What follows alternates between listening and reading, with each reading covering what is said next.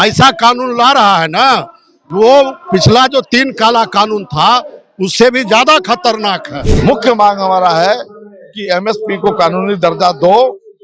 तुमने वादा किया था नरेंद्र मोदी, जब 13 महीने की दिल्ली में चल रही थी किसानों का आंदोलन, तमिलनाडु की सरकार भी कह दिया हम ये नीति नहीं लागू करेंगे, लेकिन नीतीश जी तो लालची हैं। आरएसएस है, पूरा कब्जा करना चाहता है। मोदी जी आए, रोज 32 किसान जो है आत्महत्या कर रहा है। कृषि लोन लिया है वो किसान, तुम कृषि लोन माफ नहीं कर रहे हो। तुम इतने दिनों से हो, आज तक बाढ़ से और सुखाड़ से बचाने के लिए कोई योजना तुमने नहीं बनाई।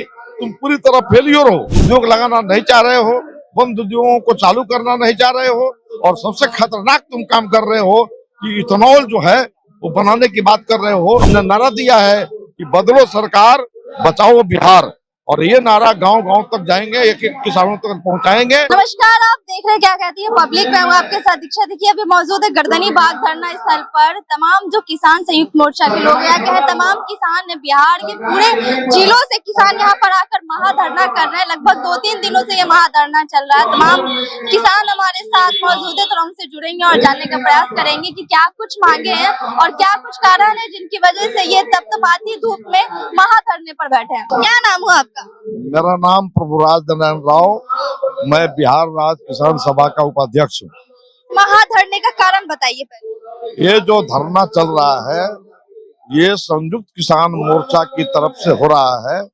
बिहार के सारे किसान, विभिन्न किसान संगठनों के यहाँ पर पहुंचे हुए हैं। इनका मुख्य मांग है ये 3 दिनों का, 24, 25, 26 3 दिनों का महापड़ाव हो रहा है। और ये मुख्य मांग हमारा है कि एमएसपी को कानूनी दर्जा दो। तुमने वादा किया था नरेंद्र मोदी, जब 13 महीने की दिल्ली में चल रही थी किसानों का आंदोलन, उस समय वादा किए तो तुमने 3 काले कृषि कानूनों को वापस करके कि हम सारी मांग आपकी मान लेंगे, आप हड़ताल वापस कीजिए, अपने अपने घर जाइए। लेकिन आपने एक भी बात नहीं मानी। आज किसान फिर सड़कों पर हैं। हम कहना है कि एमएसपी को कानूनी दर्जा देना पड़ेगा आपको। तमाम कृषि से लोन जो है, किसान दबे हुए हैं।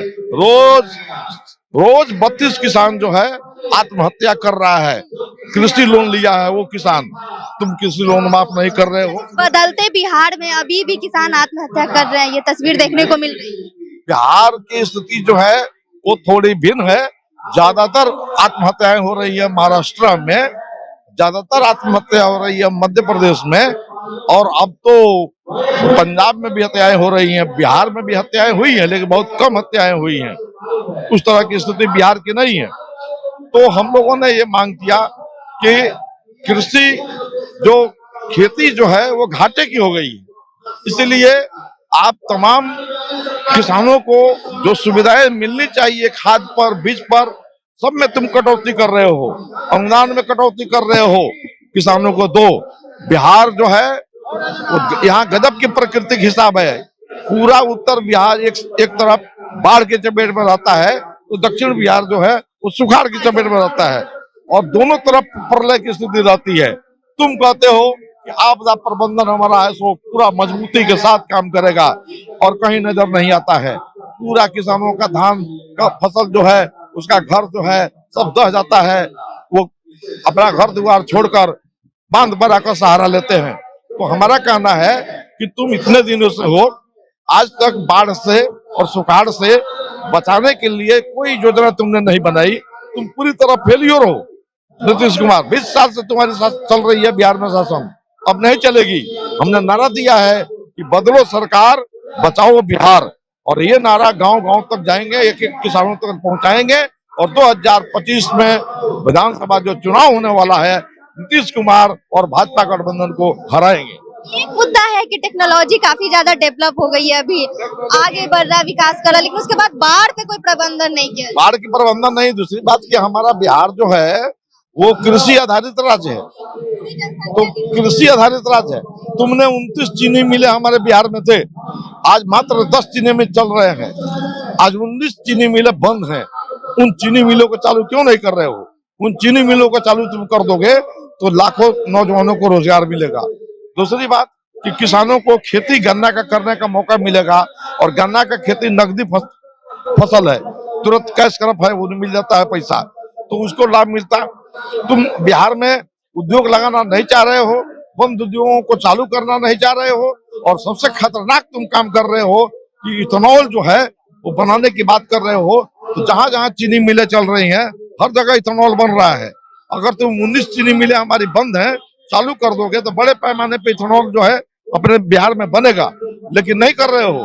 तुम कर रहे हो कि अलग से एक इथेनॉल का प्लांट लगा रहे हो विभिन्न जगहों पर, और वो क्या है, तो खाने का जो अनाज है, मक्का है, धान है, गेहूं है, उससे तुम इथेनॉल बनाना चाहते हो। तो ऐसे ही बाढ़ और सुखाड़ से बिहार जो है प्रभावित है, खाने का किल्लत है, और तुम जो है इथेनॉल बनाने के लिए अनाज जो है वो सब बनाना चाहते हो, नहीं बनने देंगे। तुम बिहार को भूखमरी के कगार पर ले जाना चाहते हो, तुम बिहार के लोगों को भूखे मारना चाहते हो। ये जो तुम्हारी नीति है मोदी सरकार, हम बिहार में नहीं चलने देंगे, ये भी हमारा आंदोलन का हिस्सा है। मोदी जी ने पहले 3 काला कृषि कानून लाया, पूरे देश के किसानों ने विरोध किया, दिल्ली में जाके बैठ गए और 750 किसान शहीद हो गए, पूरा देश आंदोलित हो गया। तो मोदी जी घबराए, किसानों से माफी मांगा और उन्होंने लिखित एग्रीमेंट किया, कर्जा माफ कर देंगे, किसानों का एमएसपी को कानून का दर्जा दे देंगे, बिजली का निजीकरण नहीं करेंगे, ये उन्होंने कह दिया। लेकिन वो चीजें हुई, झूठा है प्रधानमंत्री। दुनिया में ऐसा प्रधानमंत्री आपको कहीं नहीं मिलेगा, ये रोज झूठ बोलता है। और अभी क्या किया, ये जुमलेबाज पूरा कारपोरेट के लिए, देखिए वो कृषि विपणन पर राष्ट्रीय नीति की रूपरेखा देख रहे हैं ना, ये ले आया है चोर दरवाजे से, और सब राज्य सरकार को कह रहा है इसको लागू करो। ये लागू होने का मतलब क्या हुआ? कृषि विपणन मतलब राष्ट्रीय बाजार का नीति कारपोरेट के हवाले, वो पूरे तौर पे ऐसा कानून ला रहा है ना, वो पिछला जो 3 काला कानून था उससे भी ज्यादा खतरनाक है। किसानों का जमीन भी जाएगा इसमें, उपज जो भी होगा उस पर कारपोरेट कब्जा कर लेगा, कारपोरेट बेचेगा, कारपोरेट खरीदेगा, और खेती कौन करेगा? इस तरह से खेती कौन करेंगे फिर?